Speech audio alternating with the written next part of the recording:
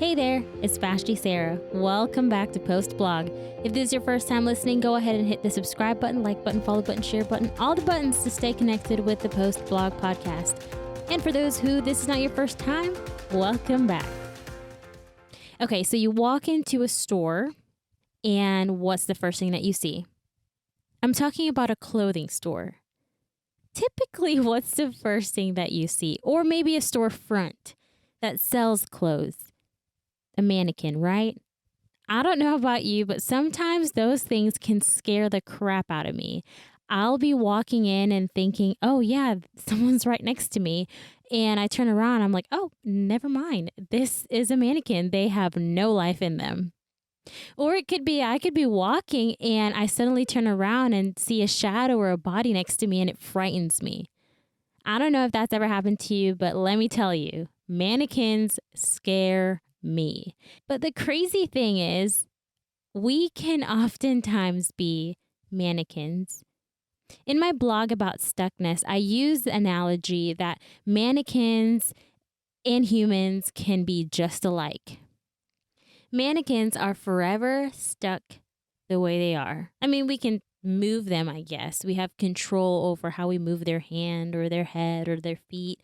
But mannequins are stuck. They're in one position and they are not impacted by life at all because they're lifeless. And when we act or present ourselves as mannequins, we do the same thing.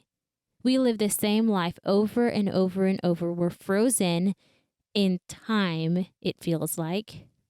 And we aren't impacted by life. However, we are impacting those around us, whether we like it or not. You know, the season of stuckness, the attitude of stuckness, the position of stuckness is not easy. I get it.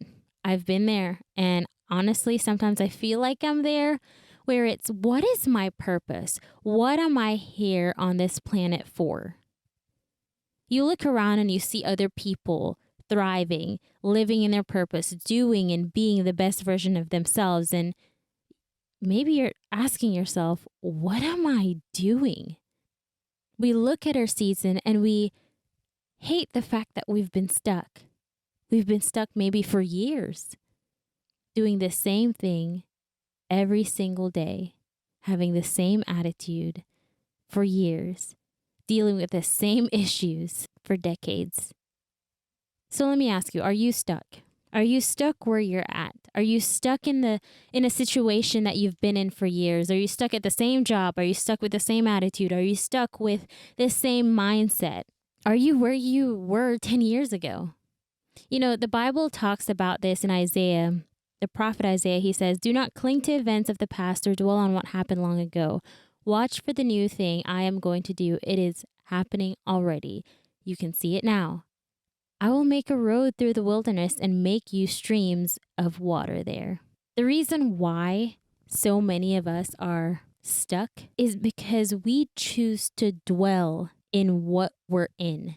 Let me explain that or unpack that a little bit. So a lot of times the reason why we're stuck is because we go through some type of traumatic experience, whether it be childhood or in our adult life. There's some type of experience that just pushed pause on our life. And then we're stuck there. We're stuck angry, or we're stuck defeated, or we're stuck feeling as if we have no purpose, or we're stuck in grief, or we're stuck in wanderlust and not knowing how to meet reality. We become comfortable with the stuckness and we don't even realize we are making significant impact around us. Just like mannequins can scare people and impact them by scaring them, we impact people even in our stuckness.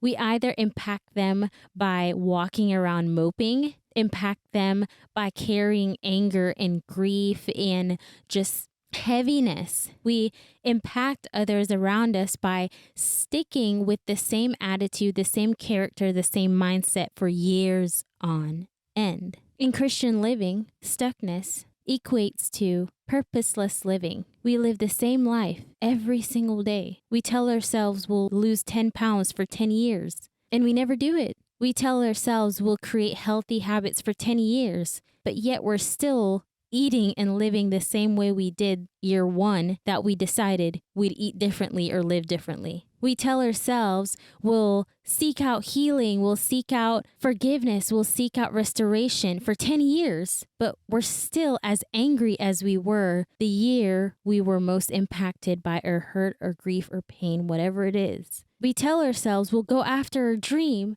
but 10 years later, we're still stuck at the same position we were. Stuckness hides behind smiles. It hides behind nice clothes. It hides behind a career. It hides behind everything. But deep down inside, it doesn't remove the fact that we're stuck. If we're honest with ourselves, we're stuck. We don't know how to get out of the rut. We don't know how to move on. We don't know how to move forward. We don't know how to take the next step. We just don't know how to move. But you see, the prophet Isaiah, he got it right. Stuckness dwells, purposeful living watches. Stuckness stays in the rut. It looks down. It's fixated on a problem. Watchfulness looks around. It sees the big picture. It sees what's already happening. It sees the now. And it looks forward to a road that has streams. It looks forward to a road that has purpose. It looks forward to a future that is bright. Let me tell you, if no one's going to tell you, I'm going to tell you this. Listen real close. You were not created to remain frozen in time. You were not created to relive your past every single day. You were not created to remain in a rut for years and decades on end. You were not created to only have a dream and not live that dream out. You were never designed to live the same year every single year. Purposeful living watches. It sees the big picture and it seizes it. Stuckness is satisfied with the problem, and stuckness clings to it. Stuckness says, I'm okay with where I'm at. Even though I hate that I feel like I'm stuck, I'm okay being stuck. It's all right. I'll just stay here. I'll play it safe. I won't try to branch out for forgiveness. I won't try to branch out for a better character. I won't try to branch out to find healing and to restore the bitterness that I'm dealing with. I won't branch out and go after my dreams. That's what stuckness says. But purposeful living says, I will seize the moment. I will go after that thing. I will step out of that mannequin attitude and live. Truly live. And hey, I'm not going to sit here and pretend as if living a purposeful life is the easiest thing, because it's not. It comes with its challenges. It comes with bringing up issues from the past. It comes with people saying, oh, are you really going to go after your dream? It comes with people not believing in you. It comes with its own set of struggles.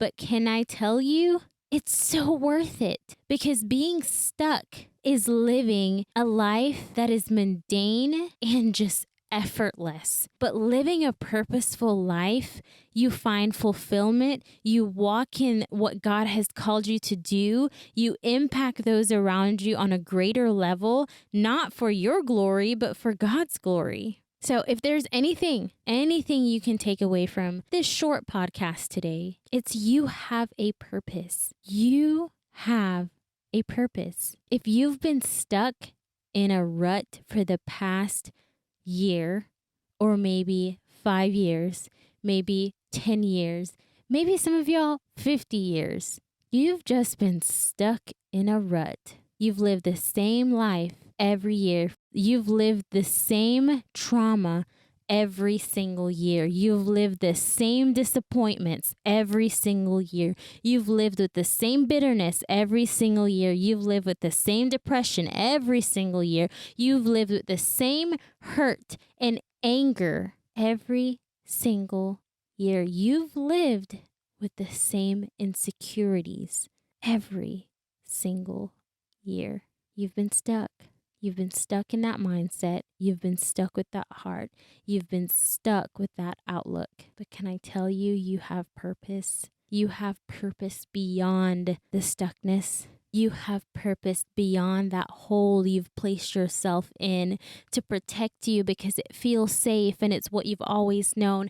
You have purpose. What you do today, how you live today, is a portion of the history you're going to leave behind. What you do today, whether it be the person you encounter at your job site, the words that you say, that's a part of history that you're leaving behind. Your history that someone else will relay. Your history that someone else will give a narrative of. So what history do you want people to tell? What version of history do you want people to remember of you? What story do you want people to relay about you? What's your history? Will it be stuckness or will it be purposeful living? A life that watches and sees beyond and seizes the moment. Friend, you have purpose. Don't believe that you were created and placed on this earth simply to live. You have purpose. That's it for today, guys. Thank you for joining me on Post Blog. Don't forget to hit the subscribe button, like button, follow button, share button, all the buttons to stay connected with the Post Blog podcast. Same time, same place next week. I love y'all. But remember, God loves you most.